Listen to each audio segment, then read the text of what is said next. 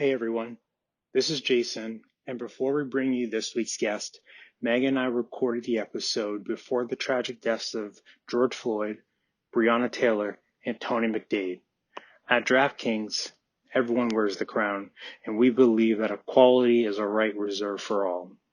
During these difficult times, we stand with the Black community in the pursuit of basic human rights and justice. We say no to racism. Black Lives Matter.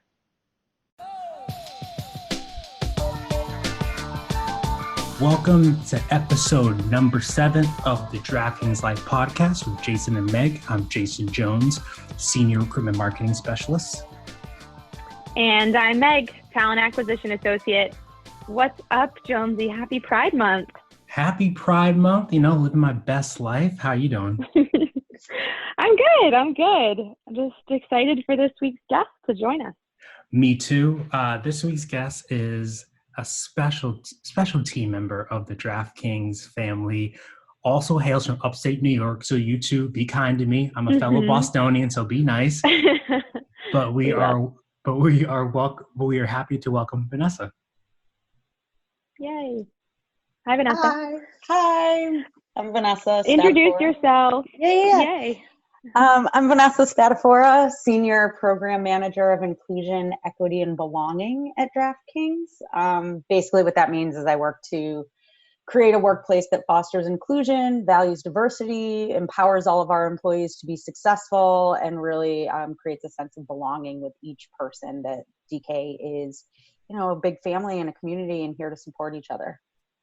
Awesome. Welcome. Thank you. Welcome. So today we'll be running through some questions to get to know more about your DraftKings experience. So I'll start with, the question that's on everybody's mind. Shelter in place has been difficult. And, first I just want to see, how are you doing? How have you coped with this change? Oh, well, thank you. I'm doing well. It's definitely a change, right? I don't think anybody gets into organizational inclusion because they're wanting to be by themselves. I'm definitely an extrovert. So there have been challenges, but I'm doing well. Good. Having a routine helps. So what is that routine? I feel that way too. What is that routine? So definitely still like waking up in the morning. One of our colleagues very early on in all of this, stay at home, work from home environment, shared with me that she was kind of replicating her commute. So every morning before logging on, taking a 10, 15, 20-minute walk. And I kind of adopted that. And it's been really helpful to kind of get yourself back into that work mindset and really create that space between work life. And then the other piece is just having a really decent setup. I'm working out of my second bedroom right now that we never really did anything with, but fortunate enough that, DraftKings had sent us all monitors and keyboards and mouse and everything that we could have needed to replicate our environment in the office. So that has been instrumental. I don't know how I would have done all this on a tiny laptop. I know. I'm glad you're hanging in there. I'm the same way. I go on walks at lunch. I try to listen to podcasts here and there to replicate some noise of the office, but I'm glad you're doing well. So let's just jump right in. We'll start with the fun stuff and break it down for us. What is inclusion, equity, and belonging? Yeah, it's a very long name, right? But a lot of companies have inclusion, equity, and belonging in some form. Diversity and inclusion, diversity, equity, and inclusion. Basically, what we're doing is trying to create a more level playing field, right? So make sure that there is not any disparity in experience or career navigation for employees based on any aspect of their identity, but also difference, right? So not just kind of thinking in traditional siloed terms of personal identity, whether it's LGBTQ orientation, race, ethnicity, gender, but also thinking about cognitive difference in communication style. All of these things that make people kind of show up a little bit differently and also have ideas that come from different experiences and different perspectives on the world. And when we can empower those voices and not just be concerned about head count and things like that, but really making sure that those voices feel like they can bring their ideas forward and that they're heard and not dismissed because maybe they're different from other people's, then that's really where we can make sure that our employees are feeling like they're valued and that there's meaning in their work, and that the products that they're working on is actually reflective of their experiences and their expectations.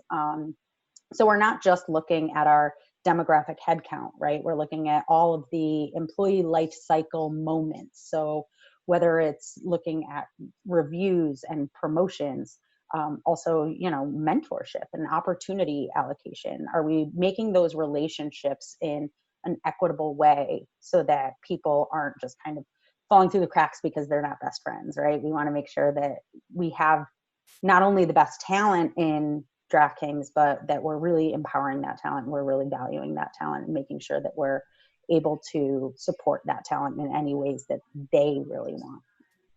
Wow. I That's know, awesome. it's awesome. No, that's great. I'm hanging on every word. I love it. Thank you. So Vanessa, how does someone even get started in your line of work? Is there a degree program at colleges and universities?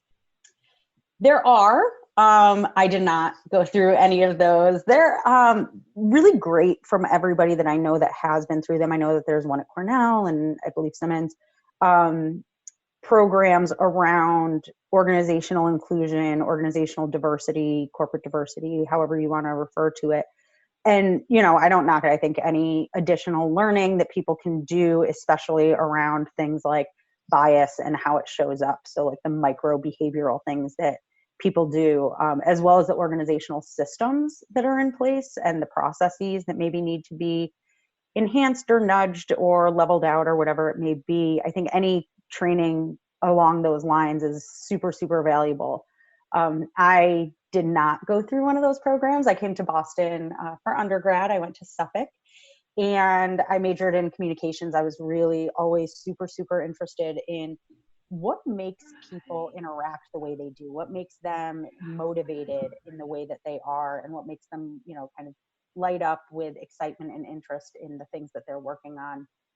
So that kind of, led me into learning and development and professional development and training organizations within companies. And really it's one thing led to another, right? I think oftentimes having those like program design or recruiting backgrounds or things like that are so transferable.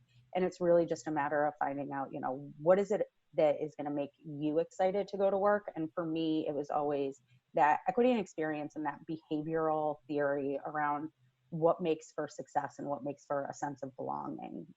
So yeah, there are definitely programs, and happy to kind of talk about my experience with those, but I haven't formally gone through them. So for me, it's more trial by fire. I always tend to, kind of jump in with both feet, which has been great, but also challenging in a lot of ways, as I'm sure you can imagine. Yeah, that's awesome. Yeah, that's awesome. You're learning by experience, which is a great way to go. It's one of those things, right, that there's so many careers out there that they don't talk about in college that Facts. You start to learn, right? Like as you get into an organization and you just kind of start poking around and being open and doing that whole like Shonda Rhimes come from a place of yes thing, it goes so far and you just learn so much if you're open to it, and it kind of chooses you those paths in a lot of ways. Nice. For sure. I had no idea I would end up at DraftKings doing a talent acquisition and helping with branding and all this awesome stuff. So you never know kind of where you'll end up. But you mentioned a little bit about a day in the life, but I'd love if you could break down a little bit more about what a day in the life looks like for you. Yeah, so it's always different, which for me is great, right? That's not for everybody. I know, people like to have routine and normalcy, and to some extent, like we talked about before in computing and things like that, I do. But from a day-to-day perspective, I like a challenge, and the work of inclusion, especially at DraftKings, can come in so many different forms. So one day I can be having conversations about our talent management systems and our processes. The next day around recruiting and our on-campus and our market footprint. I can be a training facilitator, workshop facilitator, a career coach, helping people navigate their career.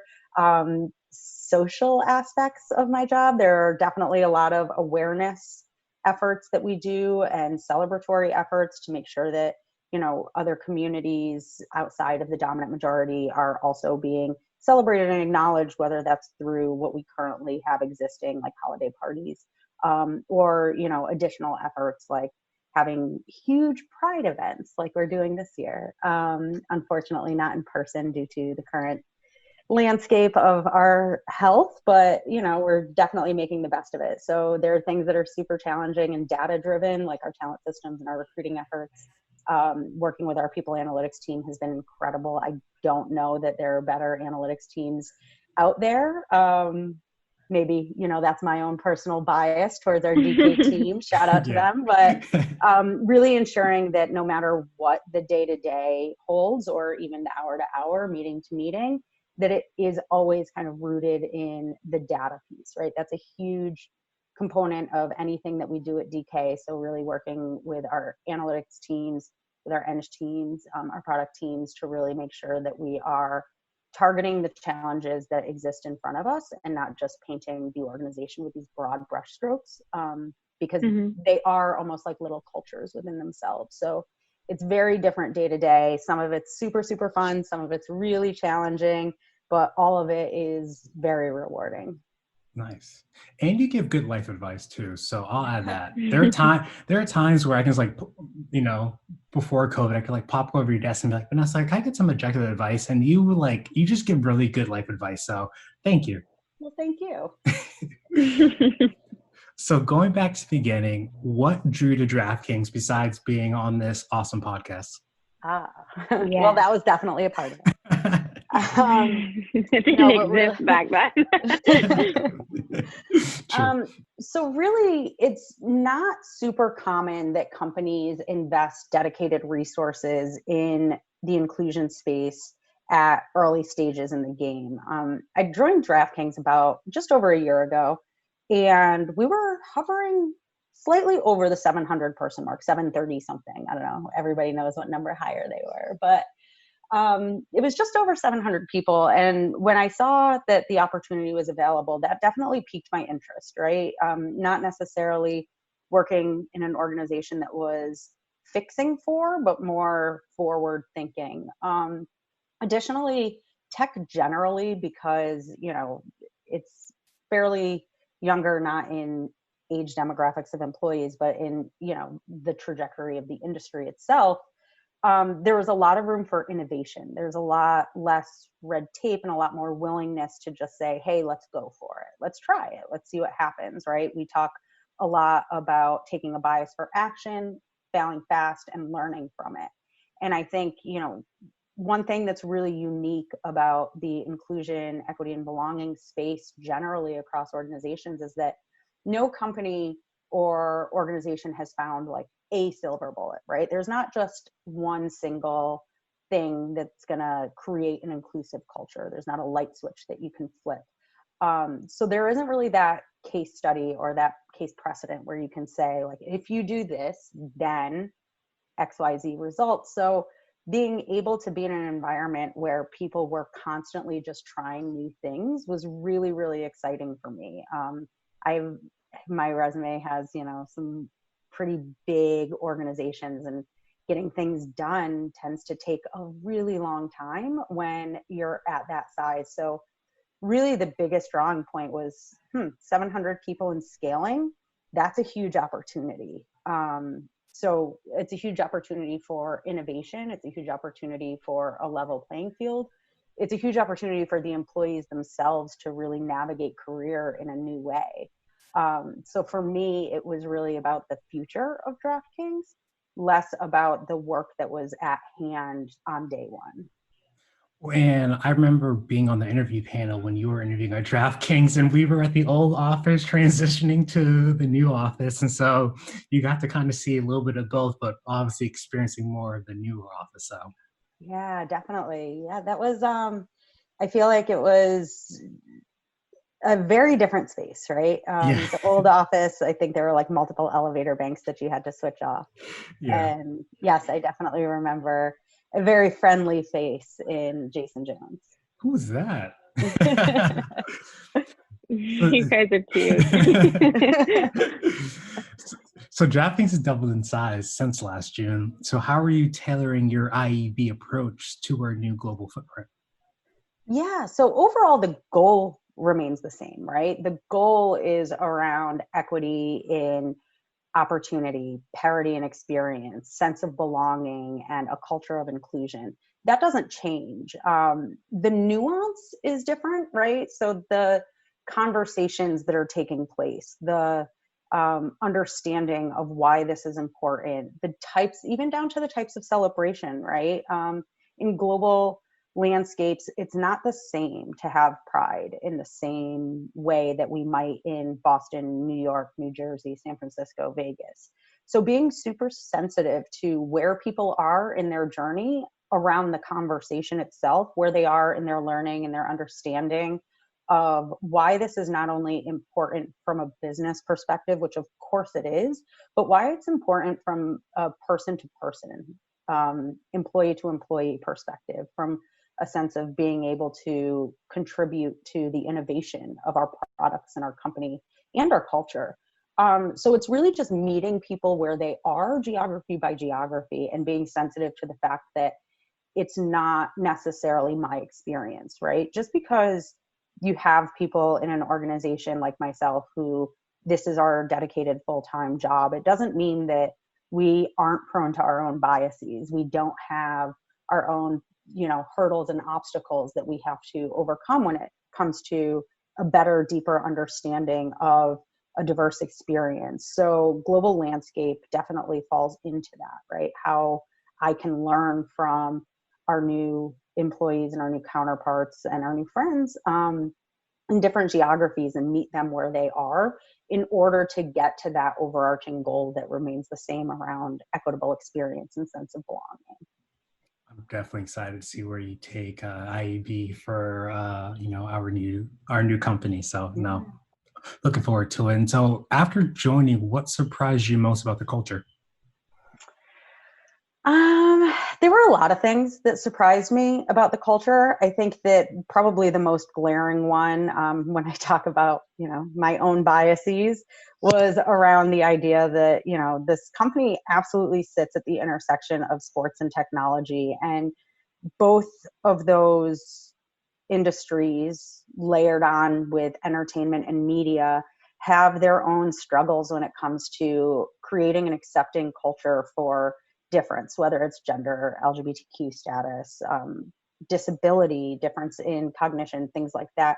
There's definitely a sense of, in all of three of these industries and the intersection that we sit at, of this, I'm going to put it in air quotes, you can't see, about this bro culture thing, right? I'm sure you've heard of it. Mm-hmm. We've all, kind of maybe had our own assumptions about it.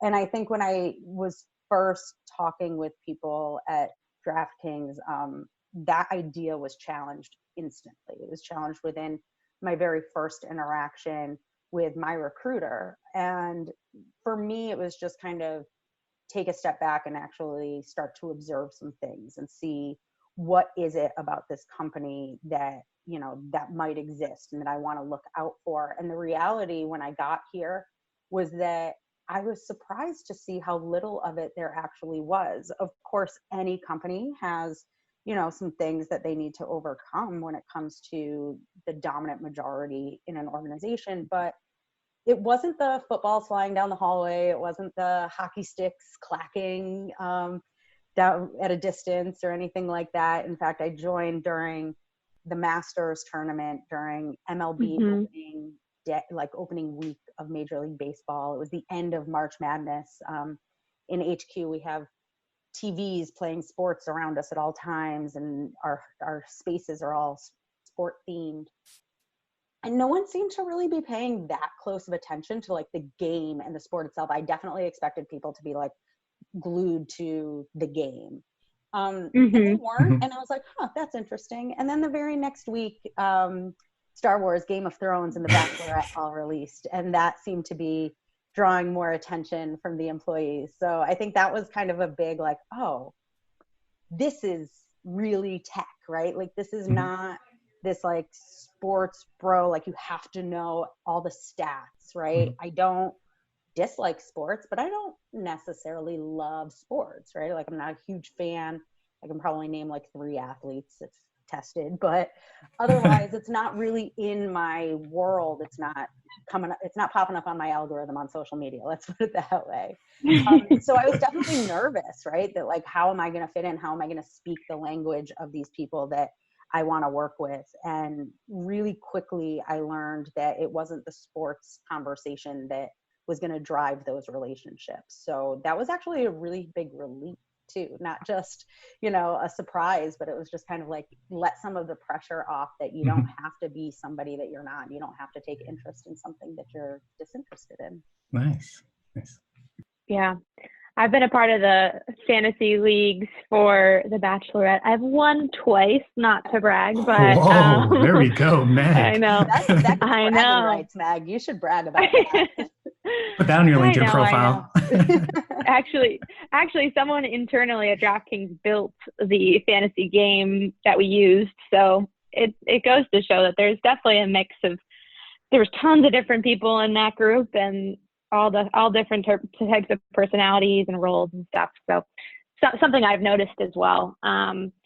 Awesome. So you've accomplished a lot in the last year. What is a project or initiative that you are the most proud of? There has been a lot over the course of the last year, if I think about it. I think there has. Yeah, I think for me, the like big shining star of the past year has been watching our employees mobilize and come together and form communities in the form of business resource groups, or employee resource groups, as some companies call them. When I got to DraftKings, there really wasn't this like formal business resource group, come join it upon hire, people talking about it in your orientation and things like that. There were some grassroots efforts, definitely, people coming together to have common conversations, whether it was a Spanish speaking club or conversations about gender in the workplace, but really kind of working with those groups that had already been established on a grassroots level to come up with a fulsome strategy and really start thinking about how these groups can not only empower our employees to navigate career and have that voice at the table, but also to allow for the organization to learn about what we could be doing better. And, sometimes that is internally and employee facing, and things that we could do better around transparency of communications and just having more conversations around the topics that are important to people. Sometimes it's around our actual product itself, right? There are a lot of casinos, like physical brick and mortar casinos, that you can walk into and see a lot of themes, a lot of games and things like that. And our casino team has gotten really intentional about working with our business resource groups to ensure that they aren't just creating a theme and that it's bigger than that, and it's more directed towards our internal community and making sure that our employees that identify with whatever that, again, air quotes, theme is, whether it's Pride or Lunar New Year or things like that, that those business resource groups are working with those teams and really kind of creating a partnership to ensure that we're not only respecting those communities, but also giving visibility to our employees who are working to give their input and really help improve and advance our landscape digitally. I think for everybody involved, it's been this really great learning experience about, how can inclusion really help a business to not only work with its customers and be super customer focused. Of course, that's absolutely something that we pride ourselves in. We're customer obsessed, but also, our employees are our customers in a lot of ways. So empowering them to work with the business and just come together and have conversations that I'm not sure they would have necessarily felt like, can we have this conversation? Can we talk about, maybe it's Pride? Well, we can not only talk about it, we can throw huge celebrations. We can do some education and awareness. We can talk about, LGBTQ issues in sports, LGBTQ issues in technology, in society as a whole, in a global landscape. And that conversation itself helps to educate and empower and create these opportunities for our employees and our business. So I think for me, these communities coming together under business resource groups has been really, really exciting. Nice. That's awesome. Yeah. So we're recording this on Zoom, and I can see your virtual background is last year's Pride decoration in our cafe in the office, and it looks awesome. So how would you describe the Boston office? Oh, the Boston office. So we have two. Shout out to 125.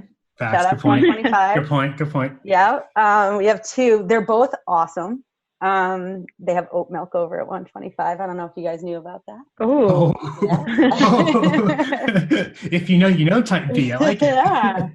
But I assume you're talking about HQ. Yes. And it's pretty much everything you hear about a Silicon Valley campus, kind of brought into one square block in Boston. And it's, in my opinion, one of the best square blocks in Boston. There are a lot of, rival neighborhood conversations that we could have, but Back Bay Coffee has a certain charm to it that you can't deny, right? So I think, having the location itself be something that's really exciting. It's a great walk in the morning. But then once you get into the office, there's this energy, right? Whether it's at the coffee machine or whether it's within the cafe space where people kind of come together socially and for business purposes to collaborate. There's this buzz. I don't really know how else to explain it, but it's almost like this energy of everybody kind of doing this super exciting thing, right? Like what we're doing at DraftKings in a lot of ways, especially in the United States, hasn't been done before. Not to this scale, not to this level, and it changes every day. So there's definitely this really exciting feeling the minute you walk in.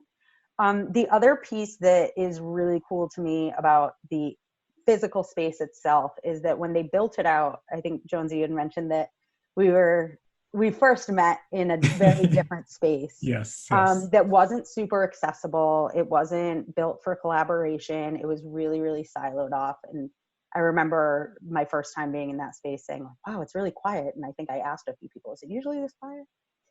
And HQ is not like that at all. And it was actually really intentionally designed. Our head of global real estate and the architects that he worked with, that team, they were super intentional, from the flooring in the cafe space to the adjustable and stand-up desks, to the seats that we used, the benches that we used. Everything was designed with a super, super purposeful and mindful idea around accessibility and collaboration. And I think a lot of times, what gets lost in these offices of the future or these collaborative spaces is just looking for, where can we have a bunch of people with a really cool looking backdrop?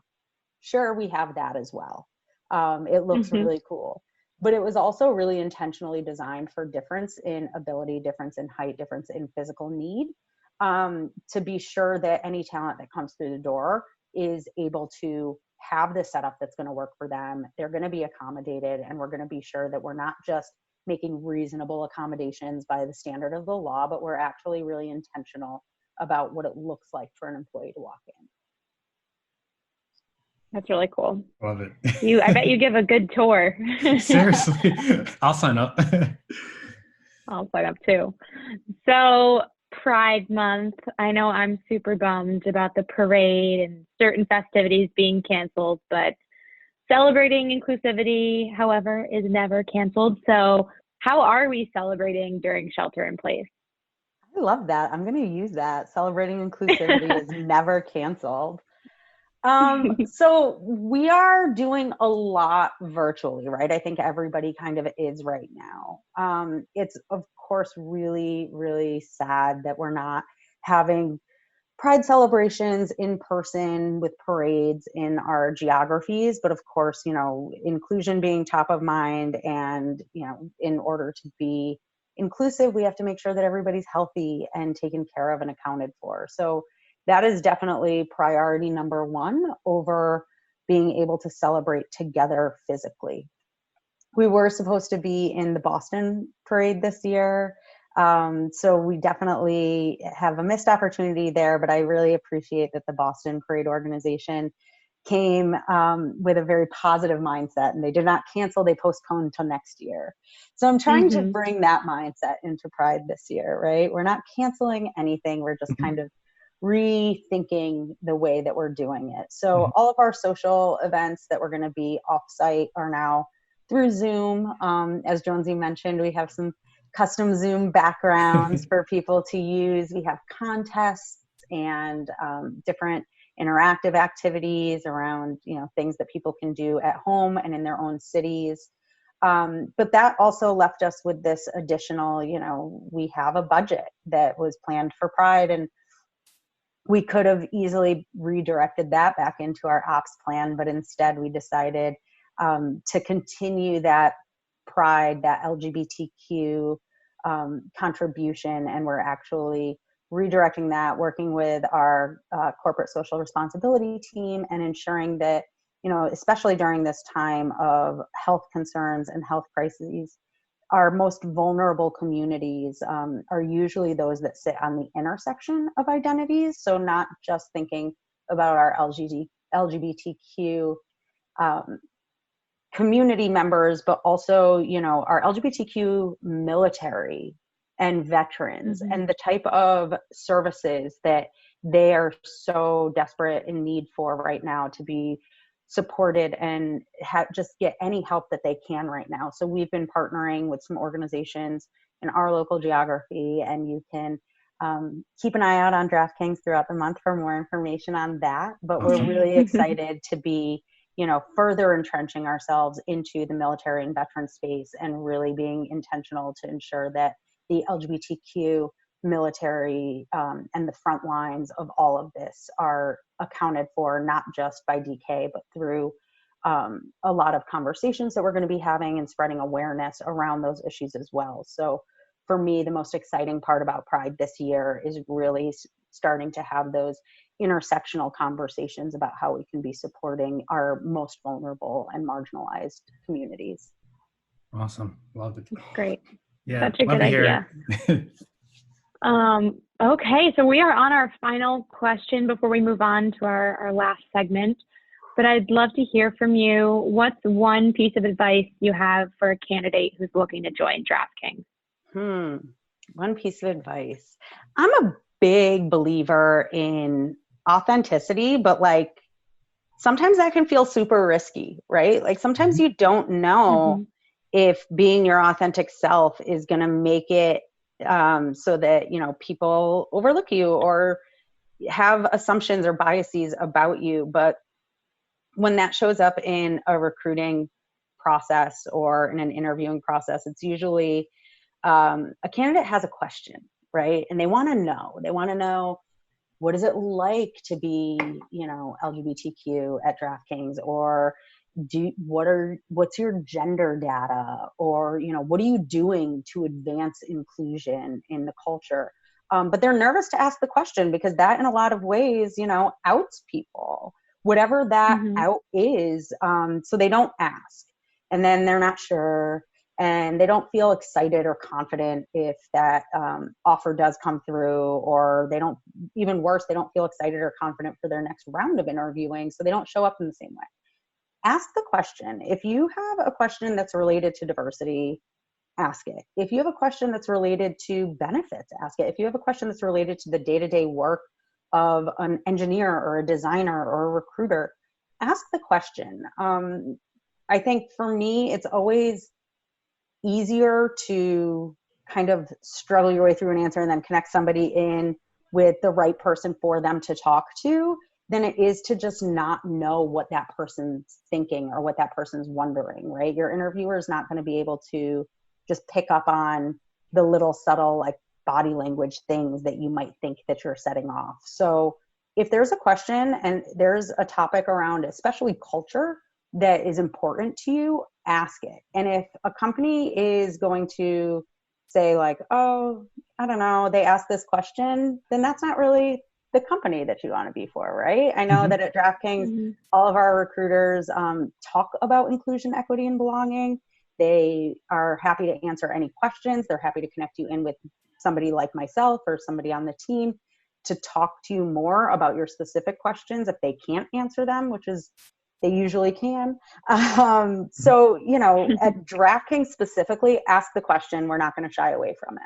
I've definitely, in my previous experience, have been shy because I didn't want to be, the only minority in the room who asked a dumb question. And so joining DraftKings, the company's empowered me to speak up. Even if I'm wrong, I don't feel like anyone's judging me or, talking behind my back well, that was a dumb question. So I do like how the culture has enabled everyone to speak up, ask questions, challenge in a respectful manner, but it creates really good ideas and collaboration. Yeah, I think that's the key, Definitely. right? Is that respect piece. Mm-hmm. Awesome. That was a wonderful answer. I hope that any of our candidates listening really take it to heart and consider it maybe when you're talking to me. Hopefully I can answer the question. If not, we always have Vanessa on speed dial. We do. But awesome. All right. So next we're going to transition to our final segment of the podcast, which is going to be a 2-minute drill section where we will ask you lightning round questions about what makes you Vanessa. So Jonesy's going to start the timer for us. All right. Lightning round. Get going. Now. Where are you from? Binghamton, New York, upstate. Love it. Guilty pleasure song? Oh, it's not guilty, but everybody else seems to think it is. I love Britney Spears. Don't care. It's you Britney. can at me about it. It's Britney. Anything Britney. Love. Favorite restaurant in Boston? Dumpling Cafe in Chinatown. Love it. Best. If you know, it's not fancy. If you know, you know. Love it. If you know, you know. It's not fancy. You're not going to get a martini, Exactly. but it's the best. What do you miss most about the DraftKings HQ? All the people. Both of you are lovely. Oh. All the people. Oh. All of our people who are, DK family or DK family adjacent. Nee, Lamar. Oh. I miss them all too. Yeah, exactly. Those perks and people that kind of create that energy in the office go a long way. 1 minute. Yeah. All right. Favorite quarantine trend, like TikTok, tie-dye, clothing, anything that you've Sourdough. Sourdough. No, not a big baker, but big fan of the added time for skincare. Face masks. Yeah. Facts. Favorite mobile app? My Comcast remote, because both of mine died. Also a big fan of Star Walk, CoStar, things like that. Anything astrology. Cool. Nice. Favorite live concert that you've seen? Okay, I have two. One is a Swedish band called The Sounds, who doesn't make it stateside very often. And the other, I saw Janet a few years ago, Janet Jackson. She was incredible. Nice. 20 seconds. Love. Dogs or cats? Dog. Last book or podcast? So not a big reader, definitely more into the audiobooks, but next up is Arlen Hamilton's It's About Damn Time. 5 seconds. Roller skating or roller blading? Roller skating. I just skated this morning. Let's go. You go, Love girl. it. Yes. Well Did we done, make it in 2 Vanessa. minutes? You did. Well done. All That's a right. buzzard. Well done. That's a first. Yeah, it was good. Well, thank you so much for joining us today. Your answers have been so awesome, and I think really helped our listeners get as pumped for Pride Month as we can and learn more about what you do at DraftKings. Yes, thank you for dropping all your wonderful gems today, Vanessa. And we're going to close up by asking you, what's a motto or mantra that you live by every day? Yeah, so there's a saying in a tiny island off of the coast of Croatia where they say pomalo. It's like their motto, and it basically means take it easy. Also for, in honor of our recent merger with a global company, there's a saying in Tel Aviv, sababa, which means it's all good, right? Be easy. It's all good. We're going to get through it one step at a time. Happy Pride. That's awesome. Especially in these difficult times. Thank you for sharing those. Yeah. Well, thank you, Vanessa, as always. And thank you for joining us. And make sure to keep up with all things DraftKings Life on our social media channels. And tune in next time. Be safe, be kind, and take care.